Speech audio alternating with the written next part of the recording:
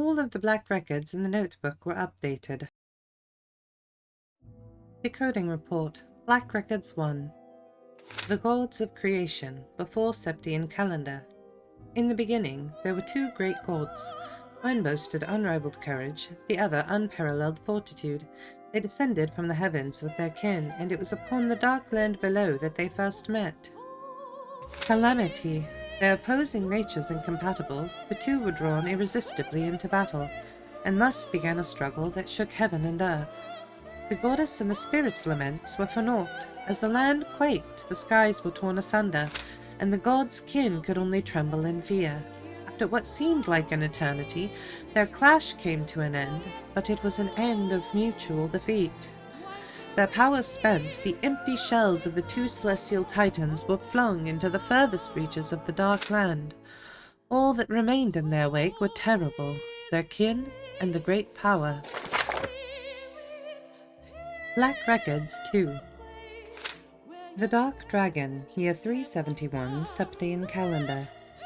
200 years after Heimdall was first founded, ruin rose on monstrous wings from the depths of the earth.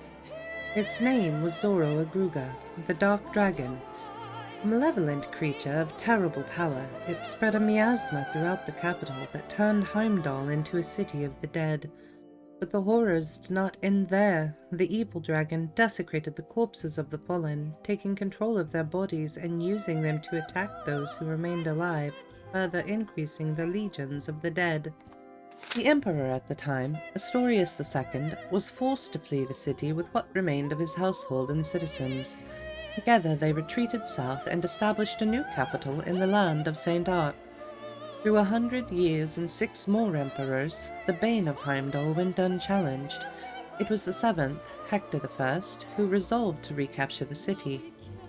Time had proved an ally to the beast, however, and the dragon's influence had spread over the surrounding area like a plague. Undaunted, Hector I led an army of brave knights into the necropolis in an attempt to free it. But though their hearts were steadfast, their arrival was met by legions of powerful fiends, and their efforts seemed doomed to end in failure. It was then that Hector I had a fateful encounter with none other than the great Vermilion Knight, Testarossa.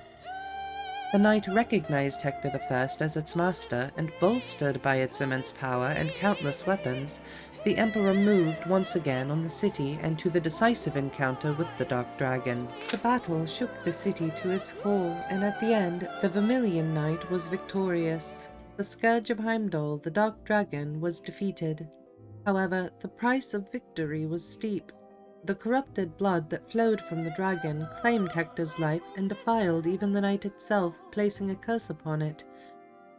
The noble Testarossa became the Crimson Calamity, a demon with 1,000 weapons that only reacts to the blood of the Arnor family, a destructive force on par with the Dark Dragon that, should control of it ever be lost, would threaten the world and all who live in it. It was sealed deep underground, never intended to again see the light of day. Meanwhile, a new city rose from the ashes of the old, and people once again began to gather in Heimdall. And that was when the Vermilion capital that endures to this day was first built. Black Records 3. The War of the Lions begins, year 947. In the year 947, Emperor Vallius V passed away. His death heralded the beginning of the largest-scale civil war in Erebonian history. Vallius V was a ruler with a somewhat debaucherous reputation and is said to have had countless wives and concubines. To further complicate the matter of succession, many of those wives came from prestigious noble families, all of whom began competing for power and wanted their offspring to take the throne. Within days of Vallius V's death, Crown Prince Manfred, the son of his first wife, was assassinated by an unknown party. Following the death of the Crown Prince, the fourth prince and son of the first of Emperor Vallius's secondary wives, Prince Orthros, seized the capital by force. Once in control, he declared himself the new emperor and began purging all those who dared to oppose him. The coup set off a succession of counterclaims, and 3 other princes also named themselves to be the new emperor. Backed by the powerful noble families of their mothers, the competing princes ignited a bloody 5-year-long civil war, and thus the War of the Lions began. At first, the princes' armies were largely equal in terms of strength.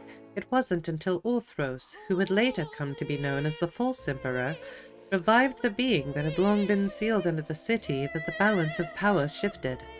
The Testarossa, the legendary Vermilion Knight, now tainted by the blood of Zoro-Agruga, saw the light of day once more.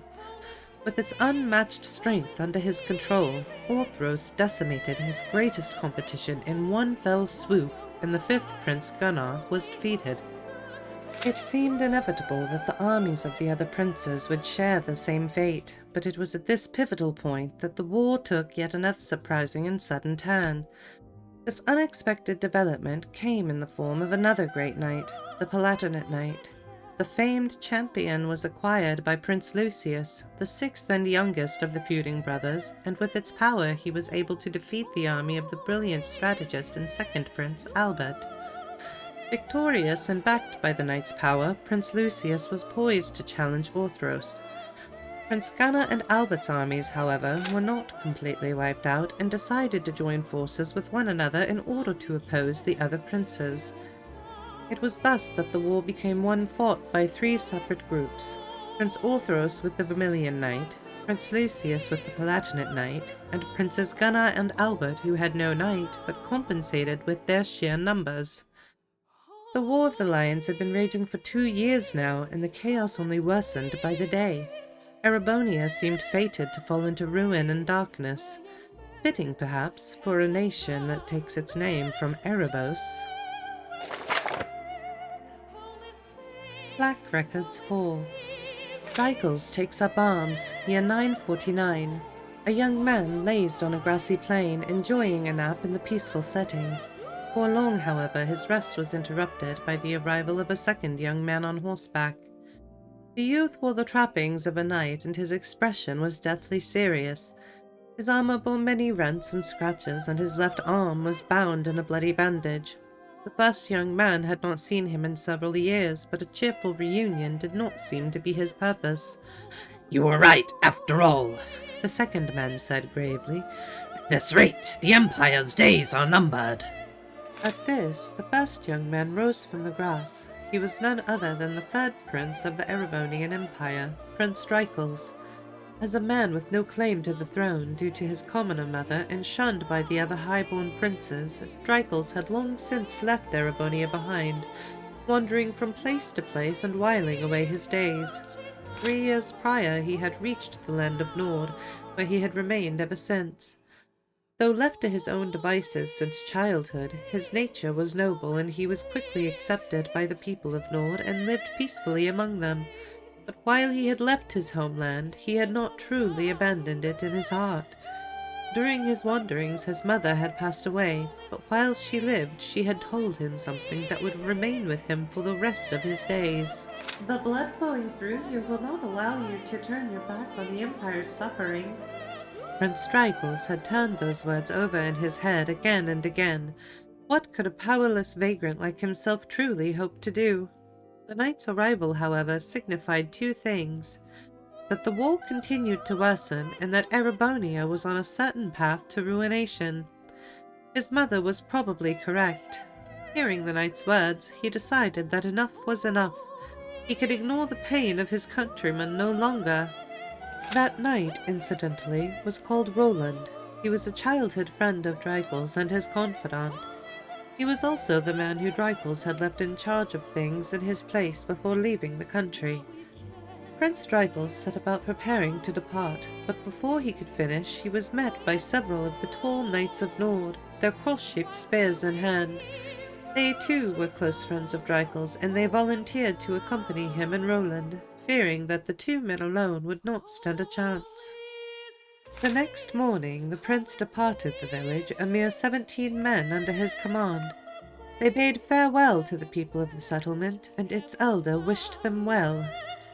"May the winds and the goddess be with you," he blessed them. "Fortune favor you all." Black Records 5. The war comes to an end, year 952.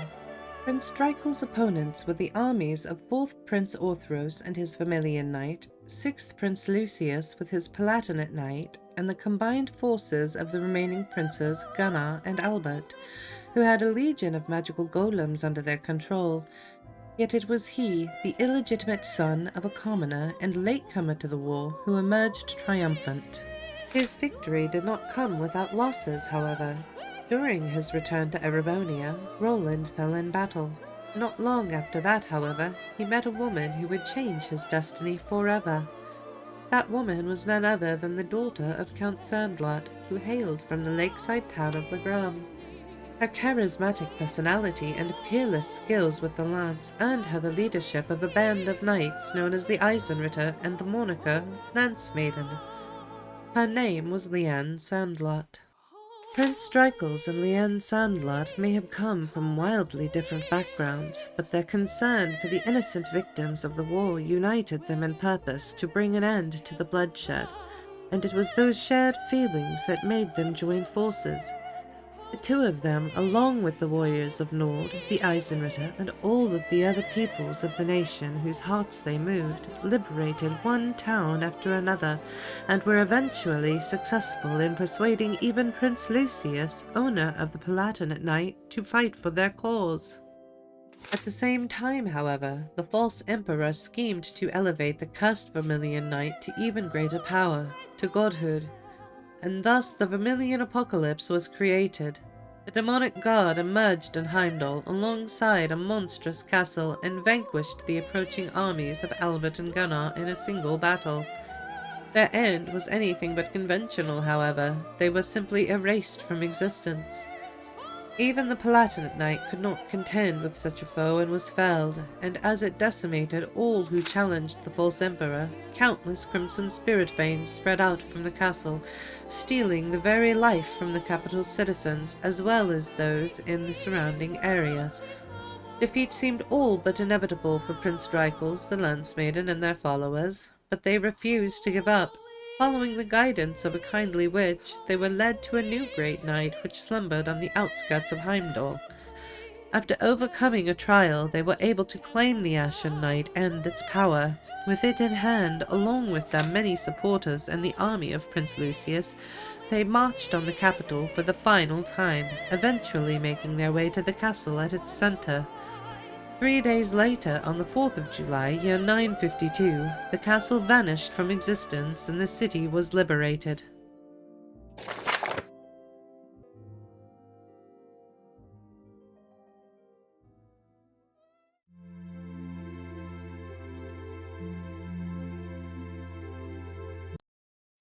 Thank you everyone for watching my video of the Black Records. You will also find a link to the NG Plus scene in the description below. Don't forget to like, comment, subscribe, follow, all of the things, and I'll see you next time. Bye guys!